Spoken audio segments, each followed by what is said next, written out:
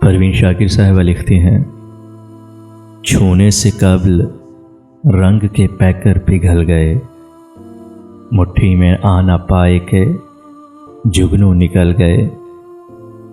फैले हुए थे जागती नींदों के सिलसिले, आंखें खुली तो रात के मंजर बदल गए।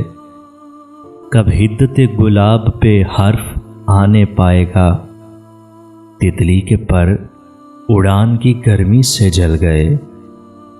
आगे तो सिर्फ रेत के दरिया दिखाई दें, आगे तो सिर्फ रेत के दरिया दिखाई दें। किन बस्तियों की सिमत मुसाफिर निकल गए, फिर चांदनी के दाम में आने को थे गुलाब, फिर चांदनी के दाम में आने को थे गुलाब। सद शुक्र नींद खोने से पहले संभल गए, छूने से कबल रंग के पैकर पिघल गए, मुट्ठी में आ न पाए के जुगनू निकल गए।